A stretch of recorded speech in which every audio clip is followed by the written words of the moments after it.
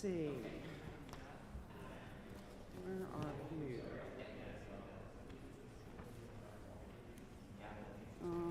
Oh, you're doing the responsive reading, aren't you? Oh, it's in the manual. Yes.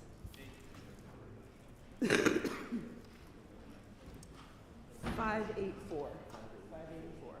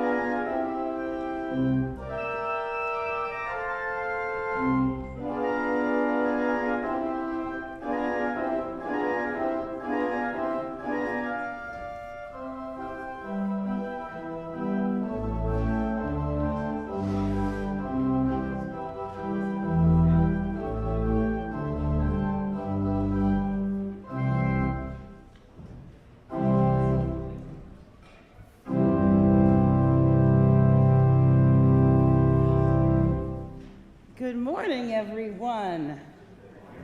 Welcome to First Unitarian Church in New Bedford. Welcome all my friends online today. I am Reverend Karen LeBlanc, and I'm the minister of this church as we minister to each other here. And we are creating a community of beloveds here at First Unitarian in New Bedford. We believe in practicing and promoting the Unitarian values of justice, equity, transformation, pluralism, interdependence, and generosity in our congregation. And we believe that those values always spring from the love in the center that guides us all. We are people of purpose in this church. We work to make sure everyone feels welcome in this meeting house. If what you hear today resonates with you, then you might consider becoming part of this way cool family of seekers and keepers of this very long dream that is our church. First Unitarian in New Bedford recognizes that the land we inhabit and enjoy sits on the unceded ancestral land of the Wampanoag. We give respect to the people of the First Light and their ancestors, and we honor them here in our church. A couple of quick housekeeping points. This is the social justice service this morning. It's my day off, as you can see. But there's a really important reason to be here today, which is because it's been a real tough week in our country. So after church today, we're going to just sit down and have coffee together and talk. And you guys can vent, and we'll hold hands, sing Kumbaya. I don't know what we're going to do, but we need to do something together and just get it out there so everyone is less afraid. How's that for a goal? Less afraid. If you are new here, you can fill out one of these handy-dandy blue cards that will put you on our newsletter email list. Please put your phones into worship mode so we can be a sacred place away from that mundane stuff. We are live streaming as usual, so please be aware of that. We also, let's see. Oh, anyone want to go skating today at 2:30? All right. Let's do that. Hetland, I'll see you there. All right, now, all right, on your feet. If you are willing and able, we're going to stretch it out. We're going to shake it out a little bit. We need today we need like a lot of this. Okay, let's take a few deep breaths.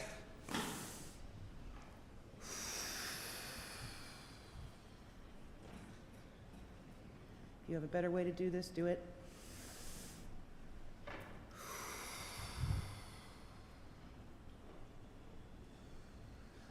Last one. And let's stop halfway down with cactus arms like this to push our hearts forward where our hearts need to be. Hands over your hearts. Give yourselves some love. Feel that love and send that love out into the world that desperately needs it right now, too.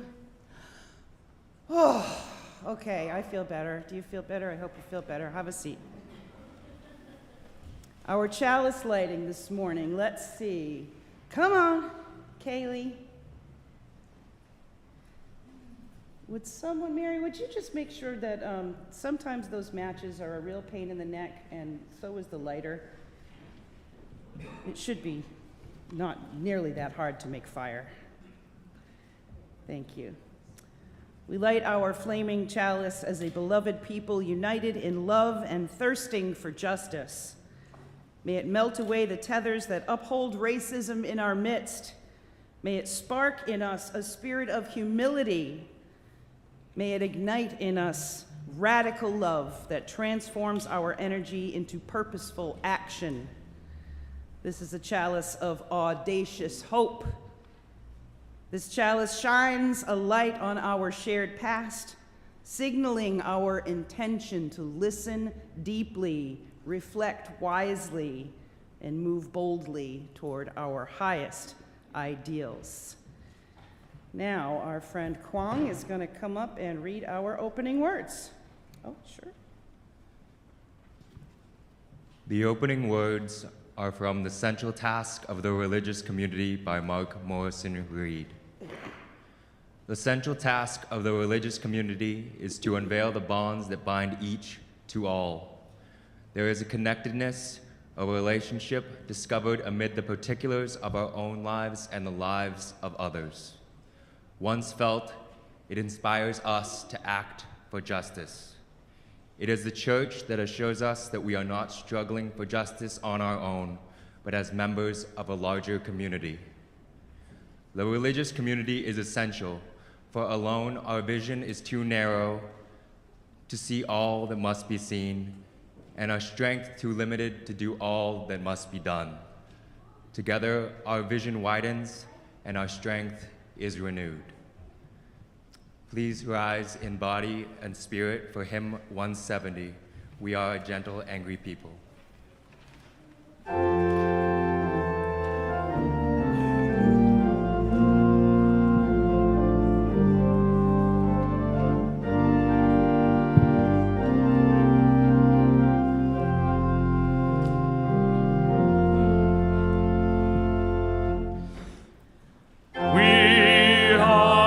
Gentle, angry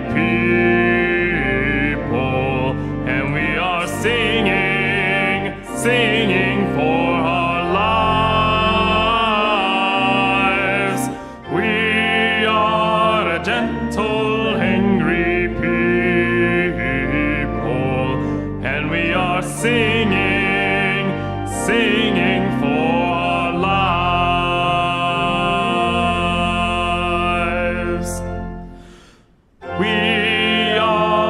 Justice-seeking people, and we are singing, singing for our lives. We are a justice-seeking people, and we are singing, singing for our lives.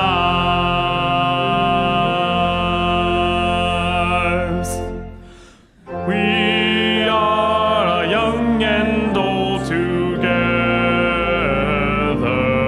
and we are singing, singing for our lives.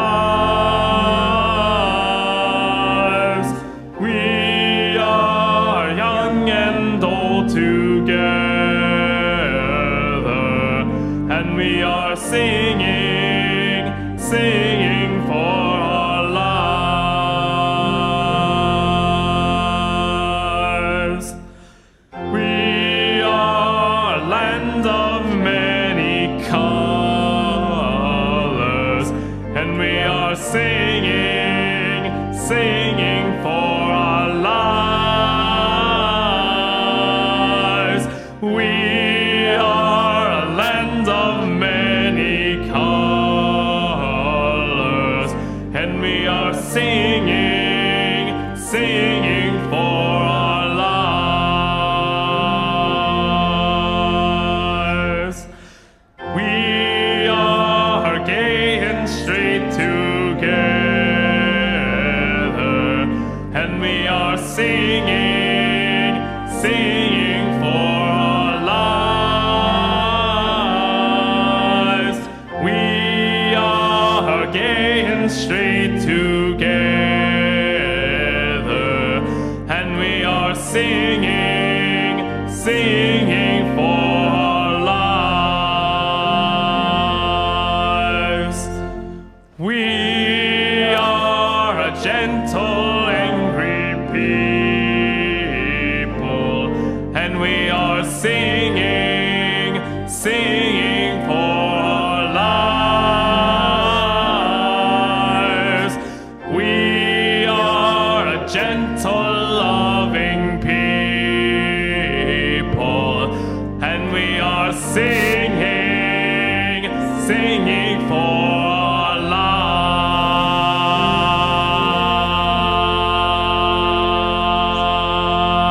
lives.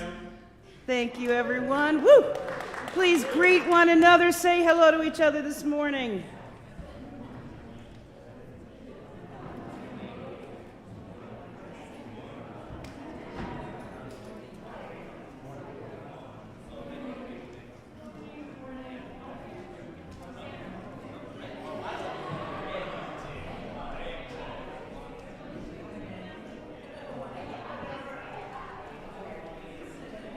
Now, I want to get you before you sit back down, and I know it's too late for half of you, but that's okay. If you just rise one more time, we're going to read our covenant together, and that's printed in your order of service. We got 5-0 pulling up out in front of the church. Want to make sure that's okay. All right. We come together as a religious community, upholding freedom of conscience, right relationship, and the inherent worth of all people. We value our diversity and pledge to care for one another in the spirit of compassion, to speak and listen to each other with respect, and to promote justice and kindness in the world. Now you can have a seat. Mary's going to come up and read our story for all ages.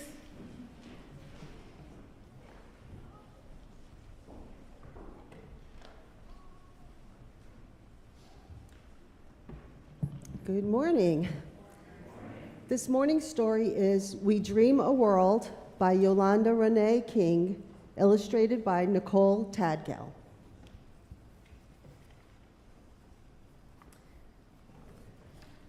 Granddaddy and Grandma, you had a dream we would be judged by what's in our hearts, not by the color of our skin. You were gone before I came into this world, but that dream and so many others have lives deep inside of me. Everything you believed in still shines like the brightest sunrise on a golden horizon. Many ask me, do you plan to follow Dr. King and Coretta Scott King's footsteps? How will you ever fill their shoes? Do you have what it takes to walk their path? I hold fast to all that you stood for: peace, togetherness, harmony, and love. Granddaddy and Grandma, thanks to your wisdom and determination, I now have my own footsteps and my own journey, my own dreams for this world.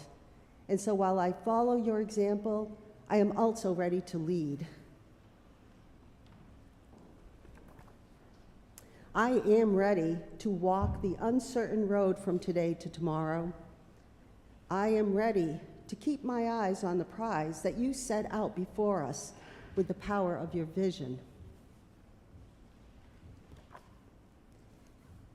Yes, Grandma Coretta, yes, Granddaddy Martin, I am ready. Every day, I thank you for the gifts you gave so many of us through your hard work. Because of you, I know that struggle and triumph are bigger than just one and bigger than just me. The promise of a new day starts with me. You helped us see the dream. Now you're here to be the dream. The wisdom of your words weaves a rainbow that lights our way. Granddaddy, you told us love is the key. Grandma, you taught us when the heart is right, the mind and body will follow. These words, these keys to our hearts, open the door to all that is possible.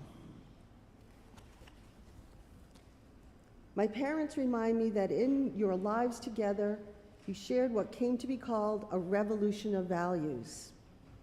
I'm sorry there are still so many problems to endure. You devoted your lives to making our lives better. And now it's my turn to start a new revolution that values kindness, truth, equality, and service. There are still rocks in the road. I wish you were here so we could walk it together. Because our dreams need the strength of a love so powerful that nothing can stop them or us. We dream a world where school is a safe place free of hate and fear. No violence spoken here. We dream a world where guns are not games. Shoot for the stars, not at each other. We dream a world where poverty is a memory, liberty, justice, and food for all. We dream a world where the only walls are those that hold safe spaces and have windows and mirrors that reflect our unity. Beauty has no boundaries. We dream a world where trees, flowers, and the earth's creatures thrive in the right seasons. Spring, summer, winter, fall, honesty is the warmest climate. Honesty is the warmest climate. We dream a world where bullies turn their backs on being mean. Let kindness begin with me. We dream a world where sickness can be driven out by the healing power of hope. Love is a cure. We dream a world where every child can go to college. Education fuels the nation. Reading is believing. Grandma and Granddaddy, so many want to know, how will you honor your grandparents' legacy? The answer is simple. We keep your dream alive by planting our dreams like trees in an orchard to be nurtured by tomorrow's gardeners.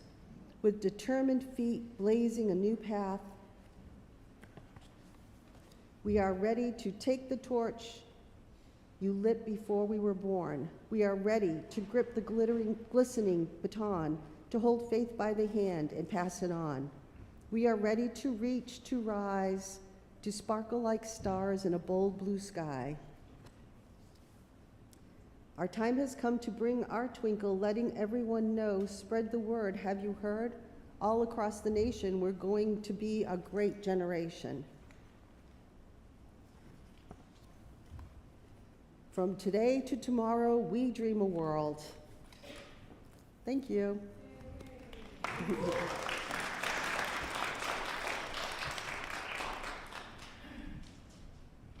Oh, may that dream come true eventually. Now it is time for the kids to go to Sunday school. What do you think, guys?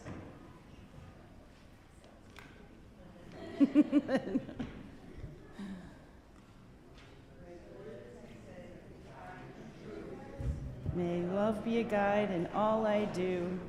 May kindness sing within my heart. And may peace be with us while we're apart. Will one of the older kids keep an eye on the younger munchkins there, please? Kaylee? Or some? Okay, there.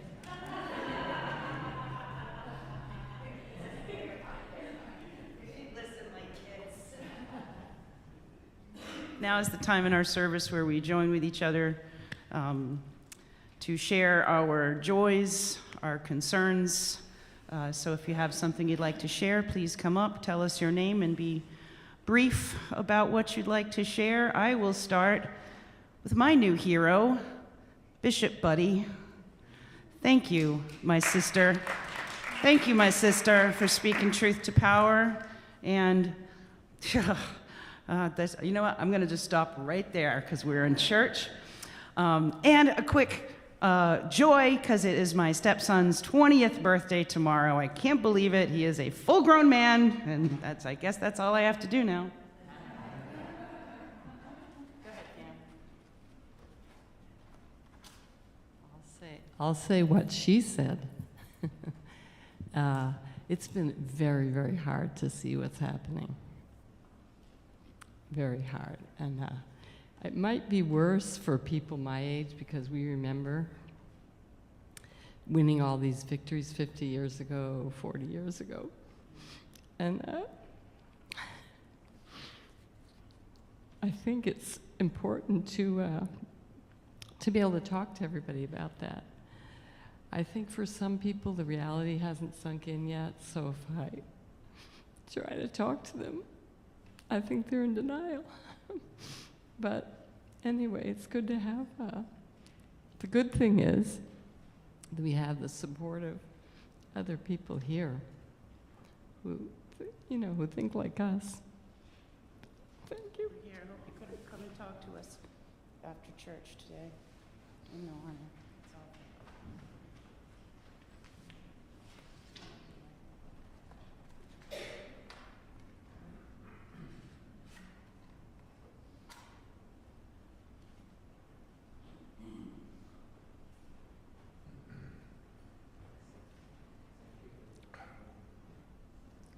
Hello, church. Hello, come on, let's try it again. Hello. Hello. Boy. There's a lot of things to talk about. Last night I saw that. Can you hear me now? Okay. Thank you, Deb. So last night I saw a news flash that some Republican congressman had put forth a bill to prohibit interracial marriage in the United States. And we're talking about, this is Looney Tooney. How did Barack Obama say? This is crazy season. I mean, it's insane. And Trump has been pushing racism and white supremacy and a return to some form of Jim Crow. He's been doing that all week. I think a lot of you have read about it, how he outlawed the 1965 executive order prohibiting discrimination with federal contractors. Now the armed services are forbidden to share the Tuskegee Airmen and the WASP history of the Air Force. Now, we have to take that out because that's DEI. And you've seen a lot of these racist tropes bouncing all around Congress. And what's troubled me, of course, has been the stupidity of the press in terms of their shallowness in how they're handling this. Even on MSNBC, I've been very, very worried about it, very concerned about it. And so I said, I'm going to say something today at church. In 2016, Jane Fonda and the founder of Ms. were at the Bill Maher show. And Bill Maher asked them and said, look, in this election, remember Hillary was running in 2016, and Bill Maher asked these two women, he said, 53% of the white women that voted for Trump. And they asked Jane Fonda and her colleague, talk about that. And their response was, well, we can't, it's complicated. That's what they respond. You can look it up. That's what the response. Okay, good. In 2020, the percentage was 55%. And this election, all right, 29 million white women voted for Trump and Vance, two men who clearly hate them, who have utterly no respect for women at all, none, who treat women lower than dogs. So I'm going to ask our Social Justice Committee, Tony Ann, to create a workshop entitled White Women. I think we have to respect white women, and we have to recognize that if white women are behaving this way against their own interest, we need to focus on that as something that we have to invest in and salvage, and stop ignoring white women and just think that there are some afterthought. All right, that's the funny thing I want to say. And the last thing I want to say, because I know Karen's going, the time, all right? All right? I know Karen, I read her mind. We need special prayers for Lisa. Please, put Lisa in your hearts all week. She needs that prayer. She's up against it. And we love her very much. So that's it. See, I did that and only in 14 minutes. So. Appreciate you sharing.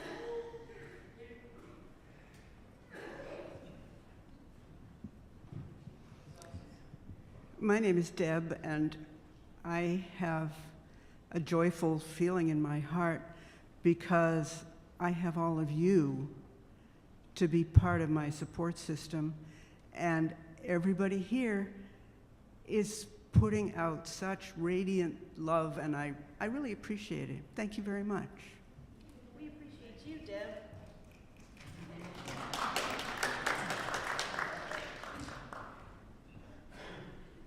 Good morning. I just want to uplift a new ancestor last week on Saturday. Thomas Renuga, Dr. Thomas Renuga, who was born in South Africa, was a student of Steve Biko's, got involved in the anti-apartheid movement, expelled from school, and then had to escape the country dressed as a priest, and eventually went to London, got a degree, came to the United States and got a doctorate degree, and got a job at UMass Dartmouth in 1983. Had lived in New Bedford for 42 years, was active in the anti-apartheid movement and the divestment movement that largely brought down the apartheid regime in South Africa, transitioned to the afterlife. We have a new ancestor, so I want to honor his name. And the second thing I want to do is speak to something that an elder that lives downstairs from me, Mr. Butch Bernardino Silva, who grew up in the Great Depression in the Cape Verdean community, shared with me about that time, which was a time of war, a time of increased challenges for families and for folks economically. He said, growing up in the immigrant Cape Verdean community, if they didn't have a lot in the mainstream community, we had less. And though we had nothing together. Togetherness is what is going to bring us to the change that we need and keep our hope alive. So the reason I'm here is because I saw it was a social justice thing. I haven't been able to be here in a while. This church is a church that gives me hope. This is one of the only institutions in this city as a religious institution that has spoke up and supported the people of Palestine who are experiencing a genocide like no other that we've seen. This has given me hope in dark times, so thank you for this church and for all of you all for all the work that you do. Thanks for being here.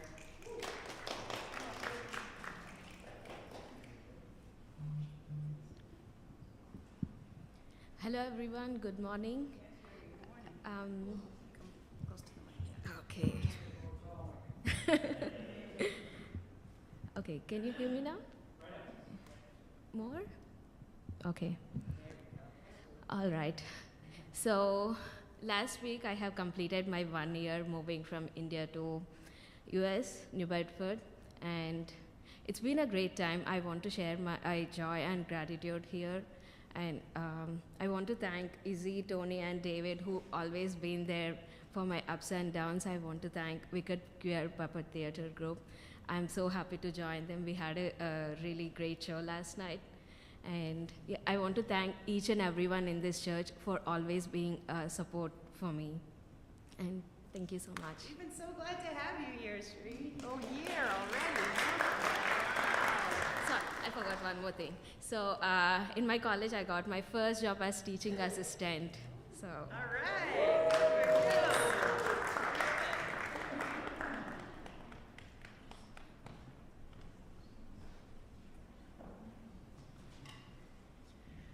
Good morning. It's been a week. I am very fortunate to be retired from a 25-year career in the government's public health agency at the CDC. And I have been in touch with a lot of friends this week about the nightmare that they have been experiencing there. There's no logic. There's an intent of cruelty. Basically, the only employee organizations left is Toastmasters and Pet Rescue. So all the diversity, all of religious, cultural, ethnic, everything literally wiped out off of the websites. And so my concern, my heart is really breaking for the public health workforce because I think they're really unsung heroes, but my heart's also breaking for the public's health because it's not going to be good for any of us. So I just want to, I just needed to come up and say that. Thank you for your service in healthcare. Come on, David.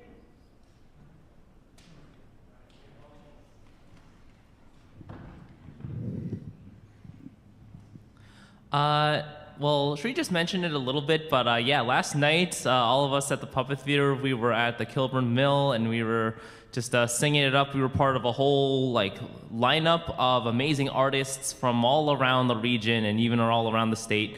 It was just such a great feeling, know that there's so many musicians and artists and dancers and poets out there right under our noses. And it was truly that feeling of community being in that room, with 50, 60 people, and everybody just was on that same wavelength. It was nothing short of magical. All right. Going to have Queer Puppet Theater right here in this church. We got the space for it. Heck yeah. Good morning, everyone. I'm David. So I'm exploring new career options. But I wanted to come up here just to remind everyone that it's easy to get bogged down in the weeds with everything going on. But at the beginning of the year, I went on a commercial fishing vessel. I've been before, so I was kind of knew what to expect. But it kicked my butt. And but it was a nice reminder of exposing yourself to things that scare you, things that are out of your comfort zone. Because you might learn something new about yourself, and it might give you a good perspective. So yeah, that's my joy. Thank you. Thanks, David.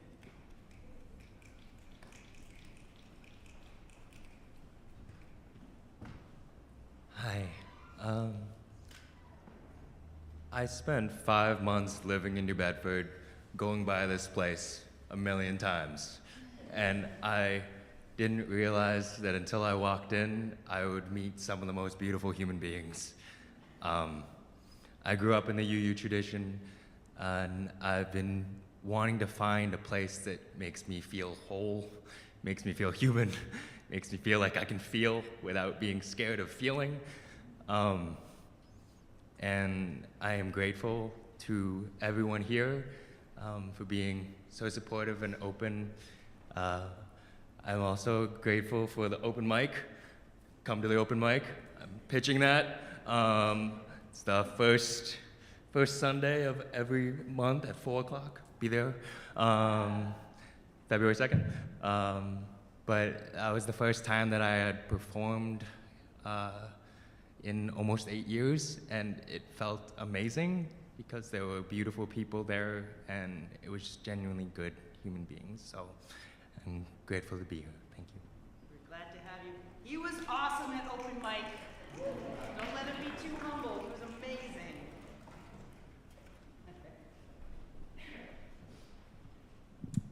Hello. Hi. I'm Ames. Last weekend, crazy weekend. There's the inauguration. I knew that was going to happen. It was Martin Luther King Jr. weekend, and David Lynch had just died.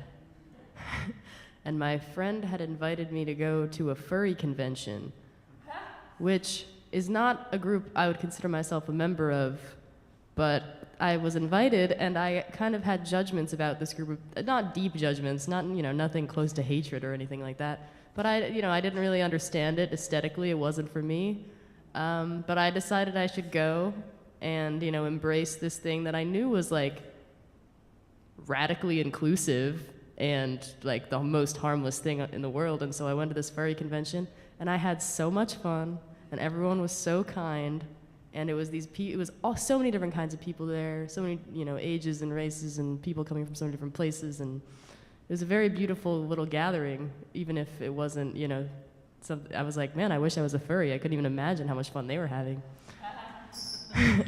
And I don't know. It was.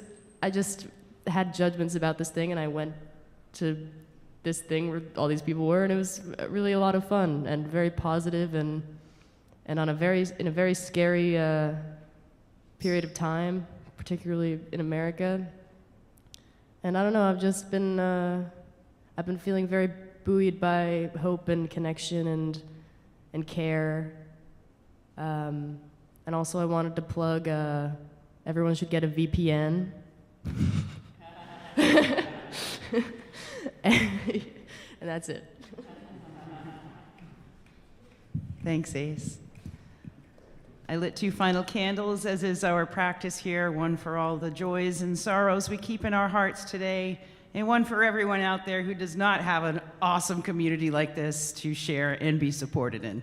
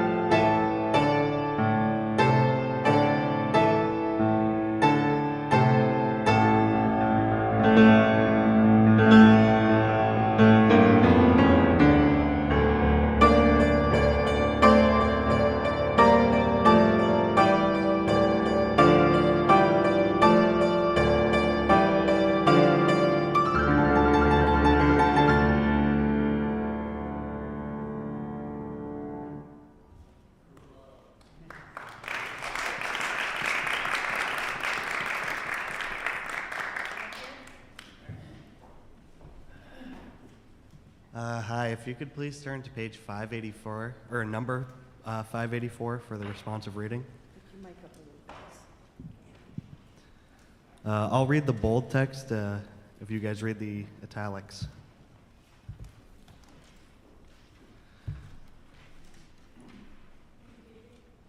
Number 584. 584.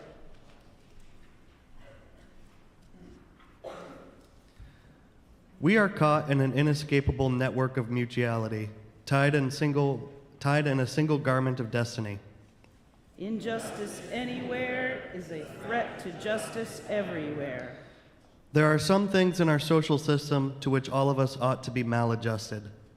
Hatred and bitterness can never cure the disease of fear. Only love can do that. We must evolve for all human conflict a method which rejects revenge, aggression, and retaliation. The foundation of such a method is love.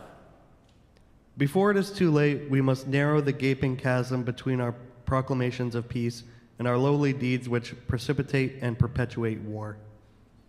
One day, we must come to see that peace is not merely a distant goal that which we seek, but a means by which we arrive at that goal.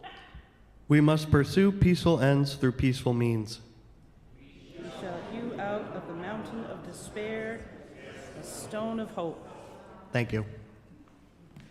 Oh, may it be. be so. May it be so.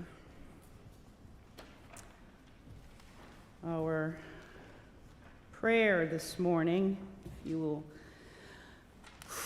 take a few deep breaths and center yourselves.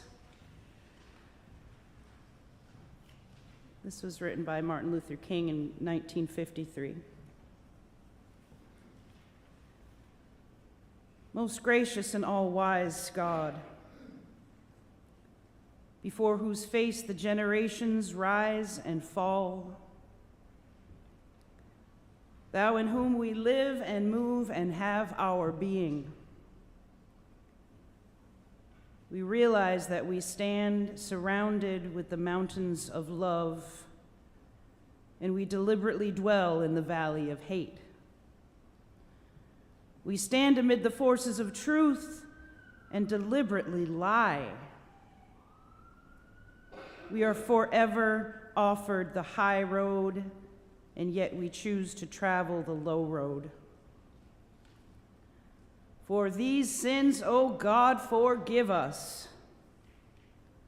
Break the spell of that which blinds our minds. Purify our hearts that we may see thee. O God, in these turbulent days when fear and doubt are mounting high, give us broad visions, penetrating eyes, and power of endurance. Help us to work with renewed vigor for a warless world, for a better distribution of wealth, and for a brother and sisterhood that transcends race or color. In the spirit of Jesus, we pray. Amen.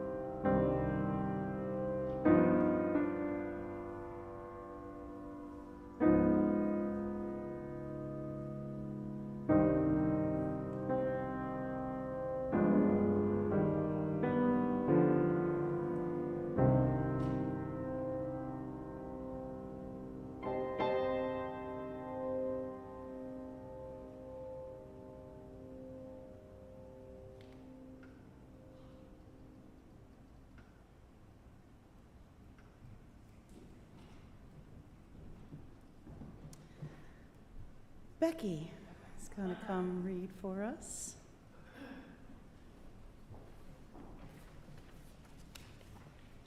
Do you want to come up here?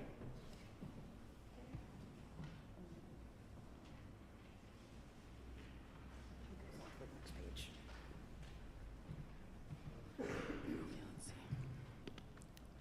Can y'all hear me okay? Yeah, okay. So this is a reading from MLK, Remaining Awake Through a Great Revolution. We are challenged to develop a world perspective. No individual can live alone. No nation can live alone. And anyone who feels that he can live alone is sleeping through a revolution. The world in which we live is geographically one. The challenge that we face today is to make it one in terms of brotherhood. Now, it is true that the geographical oneness of this age has come into being to a large extent through modern man's scientific ingenuity.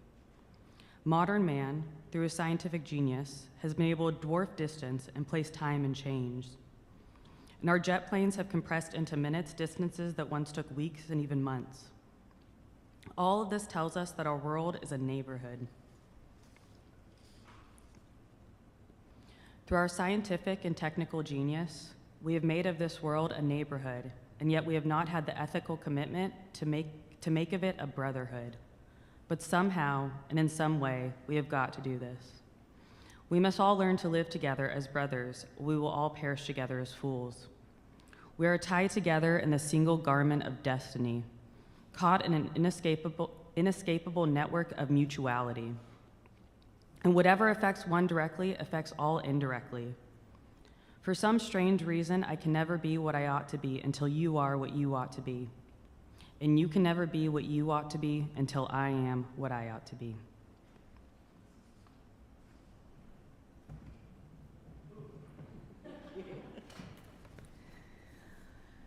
Now, let us sing together hymn number 157, 157, Step by Step, the Longest March.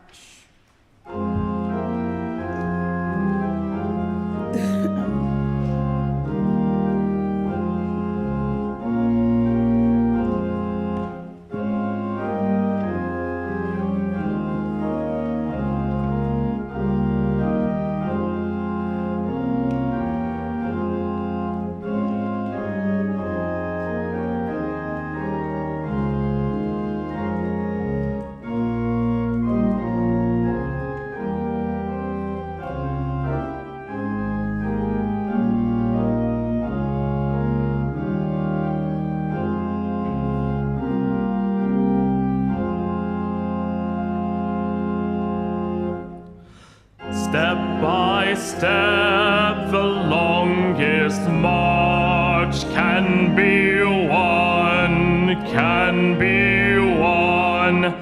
Many stones can form an arch, singly none, singly none. And by union what we will can be accomplished still. Drops of water turn a mill, singly none, singly none. Step the longest march can be won, can be won. Many stones can form an arch, singly none, singly none. And by union what we will can be accomplished still. Drops of water turn a mill, singly none, singly none.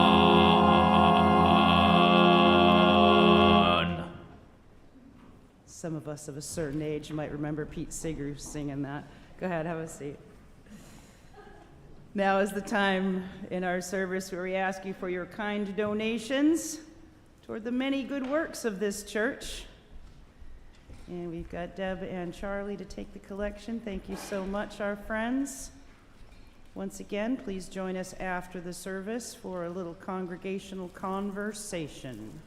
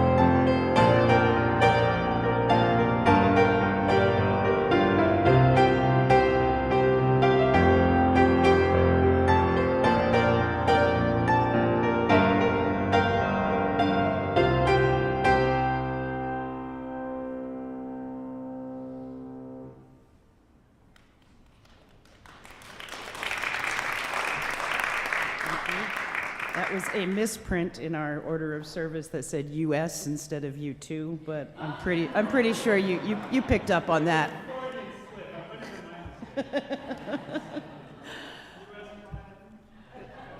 So I want to introduce our speaker today, Eileen Sorrentino. She is a member of our she's the chair of our Religious Services Committee, but she is also on our Social Justice Committee and a longtime member of the Second Half Lifelong Learning Center, which is how we got together. So welcome, Eileen.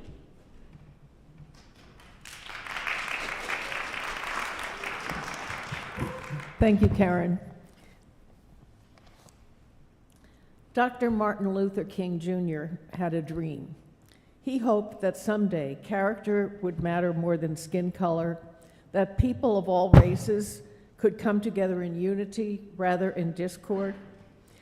In 1966, Dr. King delivered the Ware Lecture at the Unitarian Universalist Association's General Assembly. Dr. King had a long and strong connection and years of cooperation with the Unitarian Church.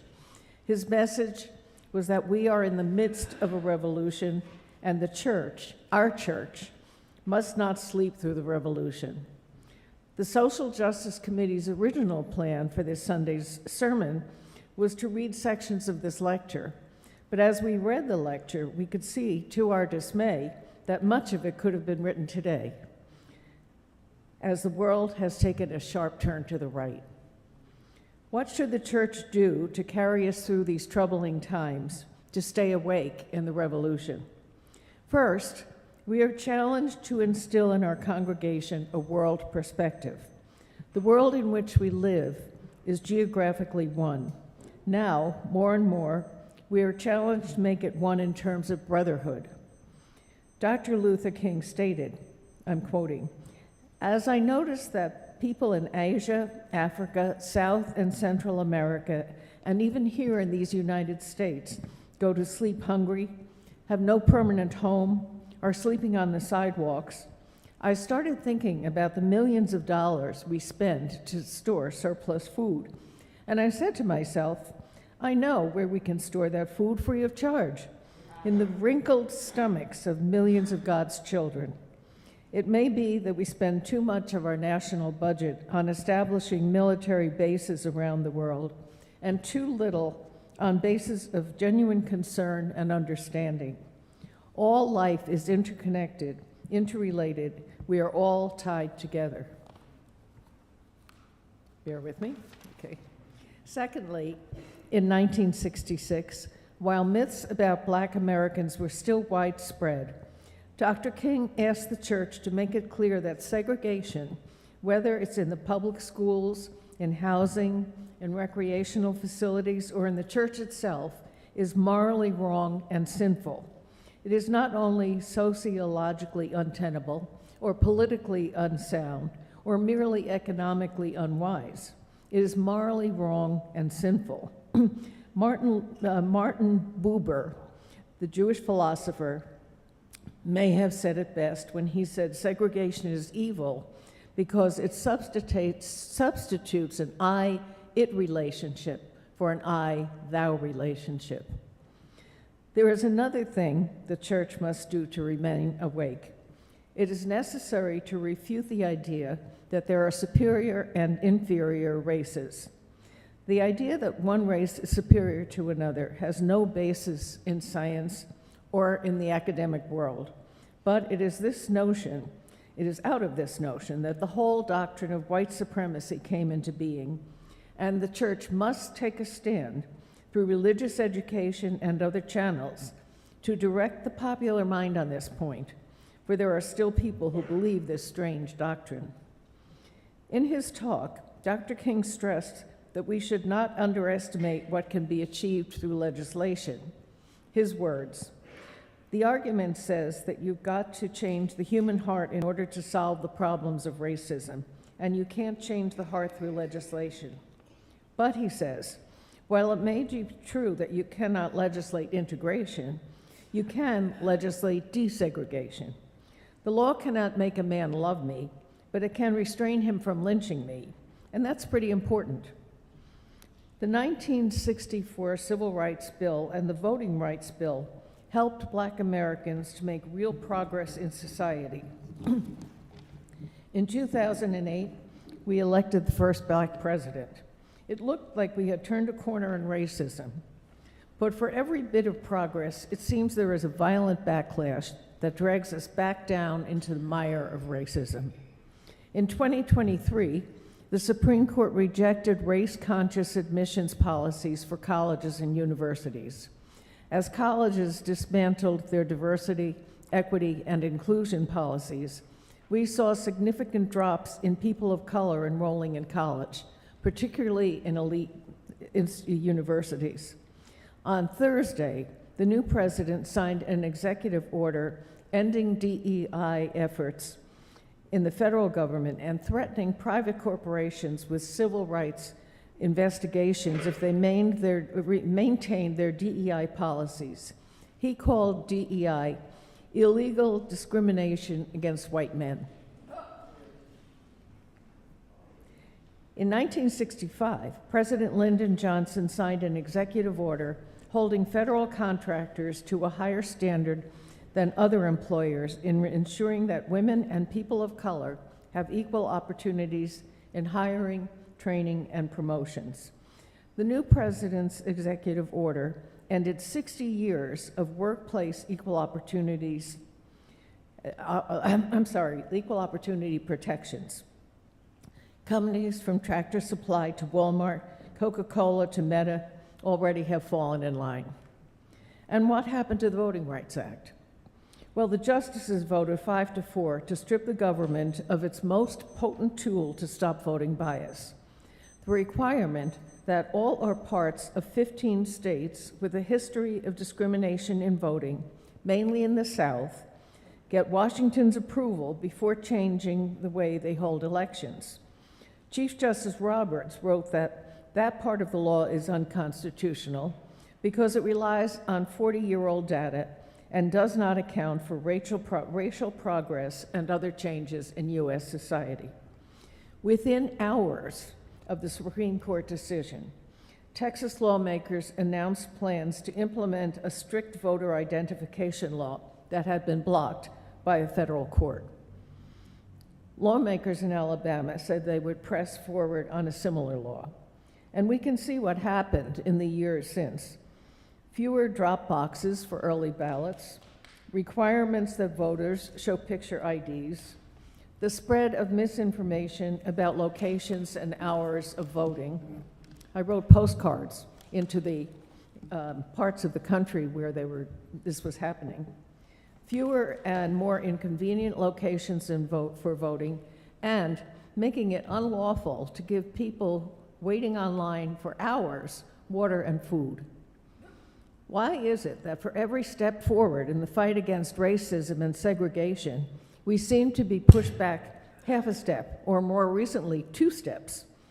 Unfortunately, we've learned that while Black Americans were freer in 1966, and even up to 2008, after President Obama was elected, the backlash has been ferocious, and it is sure to get worse. It is probable that everyone but white men will find their freedoms restricted in the next 4 years. We must also deal with the myth of exaggerated progress. Certainly, we have made progress in relations, and we should be proud of the steps we've made to rid our nation of this great evil of segregation and discrimination. On the other hand, we must realize that the plant of freedom is only a bud and not yet a flower. Black persons are freer than they were in 1966 and 2008, but they are not yet freed. I am appalled that some people felt that the civil rights struggle was over because we had a 1964 civil rights bill with 10 titles and a voting rights bill. Over and over, people ask, what else do you want? There is still a great deal to be done. We still have a long, long way to go, and action programs are necessary. The church must move out of the arena of, the church must move into the arena of social action. It is not enough for the church to work in the ideological realm and to clear up misguided ideas. The church must engage in strong action programs to get rid of segregation and discrimination. In 1966, Dr. King believed that action programs could get rid of the last vestiges of segregation and discrimination. But in 2005, we know better. I lived through a time of racial violence in the 1960s. One morning in 1968, I turned on my radio to learn that Robert Kennedy had been shot and killed the night before. Not long after, on another morning, I learned that Martin Luther King had been shot and killed. We lived in Newark at the time, and I commuted to New York on the bus that Portnoy rode in Portnoy's complaint. I never looked in the back. The streets were lined with National Guardsmen with rifles pointing toward the bus. It was a frantic and desperate time. Students had been shot at Kent State. The 1968 Democratic Convention in Chicago became the scene of a massive riot. The Vietnam War was raging, and Americans, mostly the young, were protesting angrily and violently. I lived through that time, and I don't want to do it again.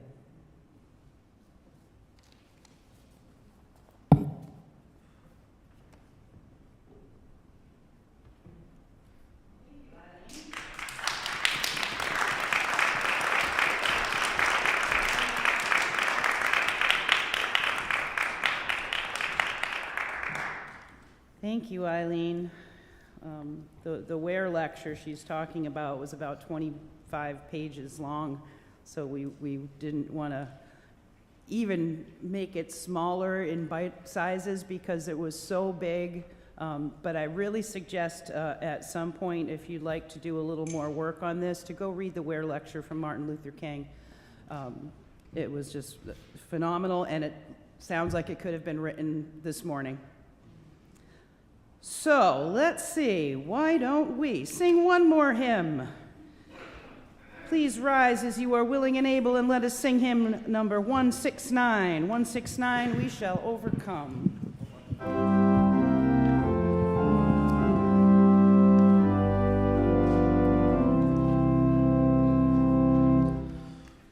We shall overcome. We shall we shall overcome someday.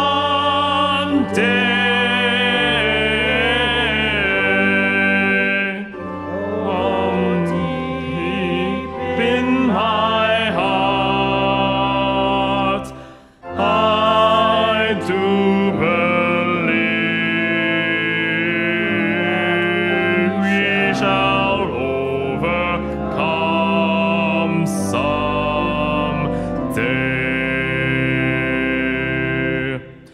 We'll walk hand in hand.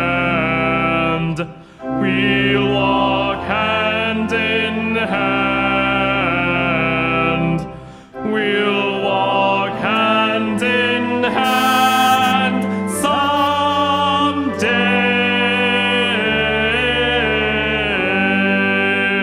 Oh, deep in my heart, I do believe we'll walk hand in hand someday.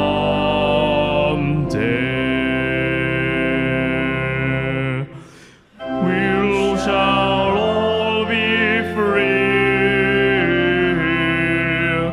We shall all be free. We shall all be free someday.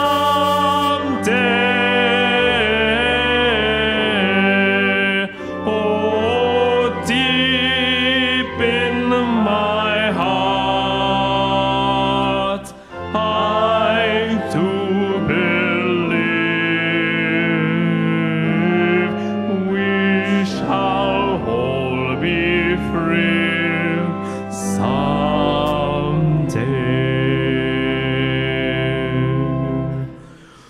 We shall live in peace. We shall live in peace. We shall live in peace.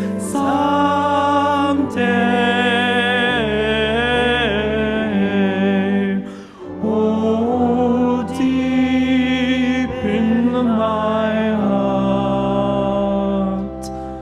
I do believe we shall live in peace someday.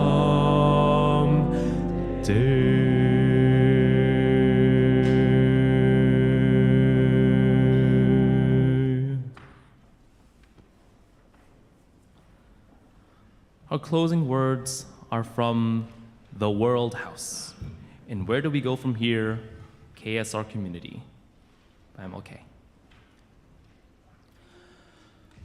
We are now faced with the fact that tomorrow is today.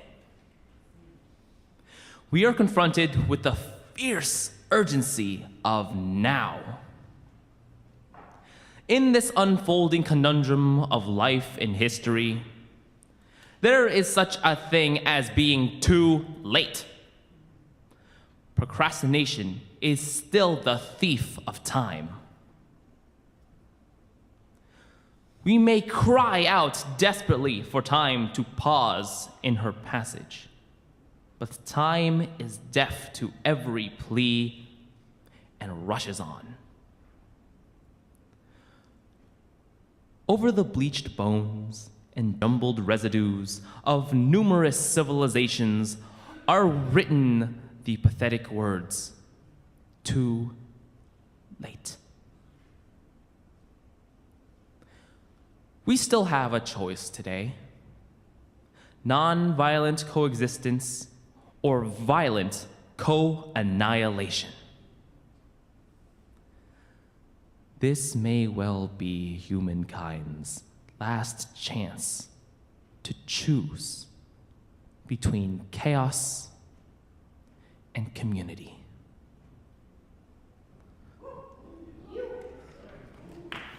Amen. Tell it. Thank you to our Social Justice Committee for working on this service with me today. Once again, if some of you folks that have been coming fairly often would like to become members, our new member service is in 2 weeks, so please just let me know after church. I'll put your name on this piece of paper, and then we'll take it from there, okay? Now, we're going to go downstairs and have a conversation. Give yourself about 10 minutes, get some coffee, get some nibbles, and we'll come and sit down together and let's talk this out a little bit. Thank you, Eileen, for giving us your perspective today. Hold fast, my church, hold fast. We love you. Stay strong, live long and prosper, go in peace. Y'all come ice skating with me later on this afternoon, all right?